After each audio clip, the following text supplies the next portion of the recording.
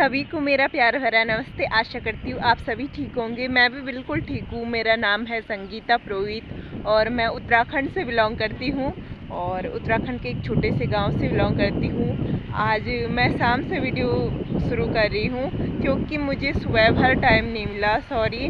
और मैं इस समय आपको दिखाऊँगी यहाँ का व्यू। देखिए दोस्तों, इस समय शाम का टाइम हो गया है, धूप भी चली गई है और ये देखिए बादल काले काले आ रखे थे आसमान में, इसलिए काला काला दिखाई दे रहा होगा आपको सब जगह। और ये देखिए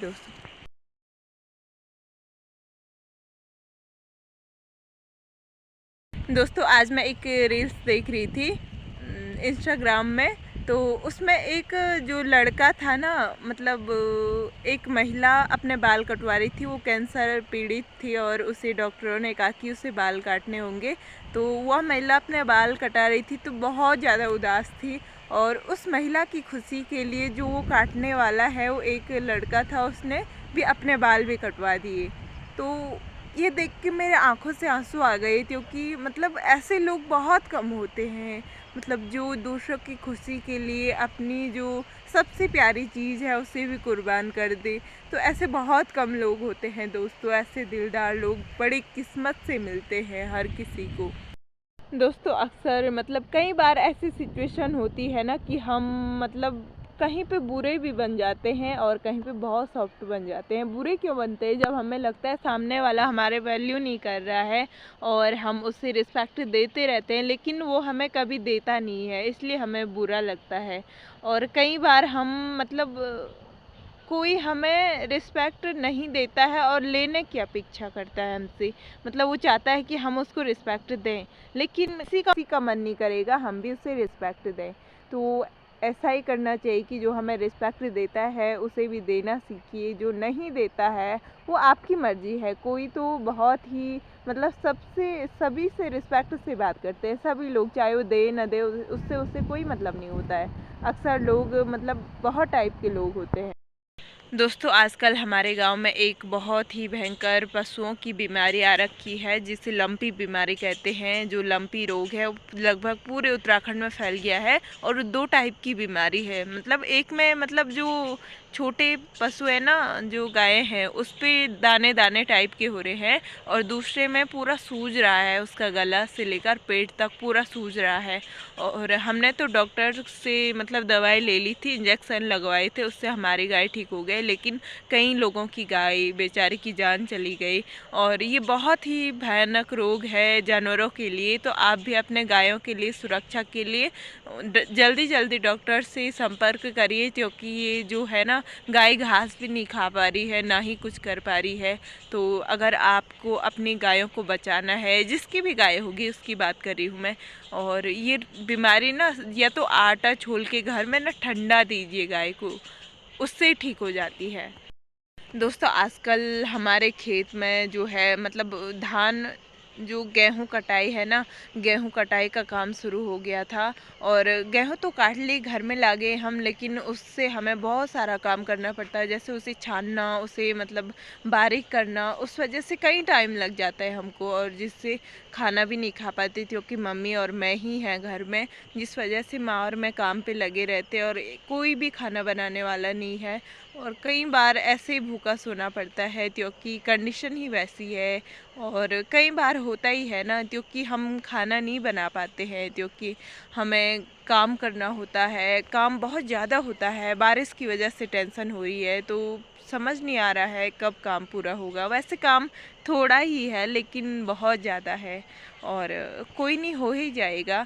हम इसी उम्मीद से हमेशा काम करते रहते हैं। मैं तो पढ़ाई में भी यही कहती थी, हो जाएगा, टेंशन नहीं लेने का। हर बार यही सोचती थी कि टेंशन नहीं लेने का। तो बड़ी मुश्किल से आजकल बारिश शांत हुई, आजकल नहीं, आज भी बूंदाबांदी हो रही थी लेकिन आज बारिश पता नहीं कैसे शांत हो गई। अभी भी हो रही है, मेरे अगल बगल से आप सुन रहे होंगे। ये बारिश जो है ना पूरी फसल को बर्बाद कर रही है। कई बार वैसे ही जो हमने धान बो रखी है ना उसके लिए तो ठीक हो रहा है, लेकिन जो हमने गेहूं घर में ला रखे हैं ना उसके लिए ठीक नहीं हो रहा है, क्योंकि उससे हमारे जो गेहूं है वो काले पड़ रहे हैं। और उससे मतलब हम जो हमारा आंगन होता है ना उसमें बैलों को घुमा के हम जो गेहूं है उसे निकालते हैं, तो वो काम हम नहीं कर पा रहे क्योंकि वो धूप में ही होता है। वो ठंडियों में मतलब बारिश में नहीं हो पाता है, क्योंकि उसमें गेहूं भीग जाते हैं और बड़ी मुश्किल आ गई है। और मैं यही प्रार्थना करती हूँ भगवान से कि ये बारिश थोड़ी रुक जाए जिससे घर का काम हो जाए।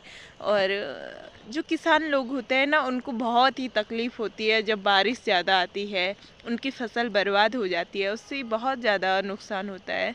और वैसे हम बहुत बड़े किसान भी नहीं हैं, छोटे ही किसान हैं। हमारे कुछ खेत हैं और कभी कभी गुजारा उससे होता है। हम कभी बाज़ार से लाते, कभी घर में ही खाते हैं। तो मतलब हम ना ही ज़्यादा खेतों से डिपेंड है, ना ही ज़्यादा दुकान से डिपेंड है।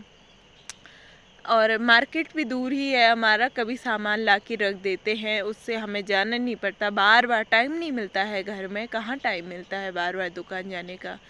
दोस्तों आज बहुत सारा काम किया मैंने, इसलिए मैं थक गई हूँ थोड़ा, क्योंकि आज दिन भर बहुत काम थे, इसलिए फ़ोन हाथ पे नहीं ले पाई और जिससे मैं ब्लॉग भी नहीं बना पाई, क्योंकि होता है ना। और मेन वजह ये थी लाइट नहीं रही आज लाइट थी नहीं तो मैं कोशिश करती हूँ, हमेशा कोशिश करती हूँ, चाहे कितना भी भारी काम हो मैं ज़रूर उसकी भी वीडियो बनाती हूँ।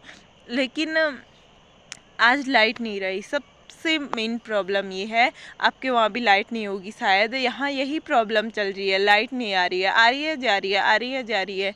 और कहीं पे टूट फूट हो गई होगी ना, क्योंकि तूफ़ान की वजह से। कल तूफ़ान बहुत ज़्यादा आया था, मतलब हमारे वहाँ तूफ़ान तो नहीं आता लेकिन हवाएं बहुत तेज़ से होती है, कभी कभी तो टूट जाता है हमारे वहाँ। मतलब जैसे पेड़ टूटना, पहाड़ टूटना, ऐसे वगैरह वगैरह आपदाएं आती है, लेकिन हमारे वहाँ तूफ़ान नहीं आता, तूफ़ान आता है मैदानों में। दोस्तों इस समय देखिए, यहाँ जो आपको ये पेड़ दिखाई दे रहा है ना, ये चीड़ का पेड़ है और ये कई बार सूख जाते हैं, जिस वजह से डर भी लगी रहती है, कभी भी टूट सकते हैं बोल के। और ये है, कभी भी मैंने गिरते हुए नहीं देखा, क्योंकि इसकी पत्ती सूखती है केवल, ऐसा लगता है पूरा पेड़ सूख गया होगा, लेकिन फिर से न्यू कोपले आ जाती है। दोस्तों मतलब जब हम कुछ बहुत अच्छा कर रहे होते हैं ना, हमें सबकी सपोर्ट की ज़रूरत होती है, अकेला कुछ भी काम अच्छा नहीं हो पाता है। जब बहुत सारे लोग मिल के कुछ काम को निपटाते हैं ना तो बहुत अच्छा लगता है। कुछ भी बात कह लो आप, अगर वीडियो मैं बनाती हूँ तो देखना आपको भी पड़ेगा, इससे मतलब एक अच्छा सा लगता है कि मैंने शेयर की वीडियो और आपने देख लिया। और मतलब मैं शेयर करूँ, आपने देखा नहीं तो बहुत गंदा लगता है, और हमारी जो मेहनत है वो ऐसे ही बेकार। दोस्तों अब अपनी वीडियो को मैं यहीं पे एंड करती हूँ। अगर आपको मेरी छोटी सी वीडियो पसंद आई हो तो प्लीज़ चैनल को सब्सक्राइब कीजिए, लाइक कीजिए, शेयर कीजिए और अपना ख्याल भी रखिए। हमेशा मुस्कुराते रहिए। धन्यवाद।